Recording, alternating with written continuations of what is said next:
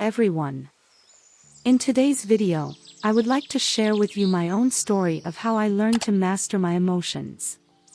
I know how difficult it can be to deal with intense feelings, and often we feel completely at their mercy. But I want to show that it is possible to learn to control our emotions and have more emotional balance. So if you've also been struggling to deal with your emotions, keep watching, and I hope that my experiences can help you in some way. I suffered a lot when I didn't have control over my emotions. It felt like I was always at their mercy, not knowing how to deal with the sadness, anger, or anxiety that plagued me. I would explode without any apparent reason, unintentionally hurt close people, and feel terrible about it. But I learned that it is possible to change this situation. I started paying more attention to my emotions, identifying when I was sad or irritated, for example. Then I started asking myself what was causing these feelings, which helped me better understand myself.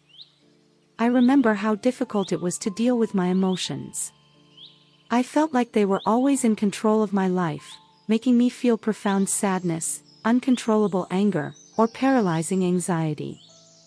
It was as if I were a marionette being pulled by invisible strings that I didn't know how to control. The consequences of this were devastating. I would explode without any apparent reason, unintentionally hurt close people, and feel terrible about it.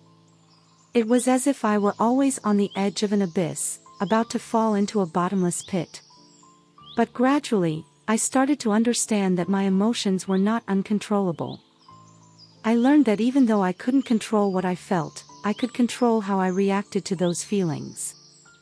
I realized that often my reaction was exaggerated and disproportionate to the problem. I started asking myself what was causing that reaction, which helped me better understand myself and deal with my emotions more rationally. Sometimes, I still struggle to deal with my emotions, but now I have more tools to help me.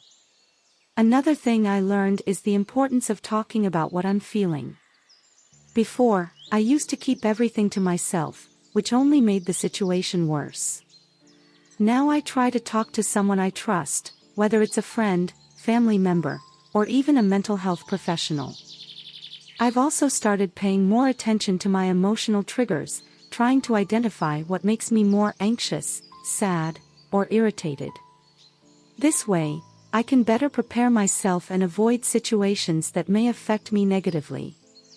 And finally, I've been trying to practice empathy, putting myself in other people's shoes and trying to understand their perspectives and feelings.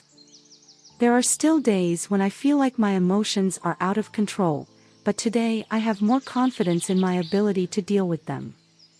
Over time, I realized that emotional control is a skill that can be learned and improved. It's not easy, but it's worth it. Conscious breathing has been an important ally in my emotional control journey. Sometimes when emotions are running high, it seems like there's nothing we can do to calm down. But conscious breathing helps us connect with our bodies and gives us a break from overwhelming thoughts and emotions. At first, I found it difficult to concentrate on my breath because my thoughts were still very present in my mind. But with practice, I became more skilled and learned to focus more on the present moment. This technique is simple but very powerful. It's like I can put my mind and body in a state of relaxation, allowing emotions to calm down naturally. And the best part is that it can be done anywhere and anytime, without the need for any specific equipment or environment. Of course, I still have moments when emotions are so intense that it's hard to concentrate on breathing. In these situations, I look for other techniques that help me cope, such as walking, meditating, or doing physical exercises. But conscious breathing will always be a technique that I carry with me at all times, ready to be used when I need it. I am immensely grateful for learning to master my emotions because the feeling of freedom and emotional balance after learning to deal with one's emotions is indescribable.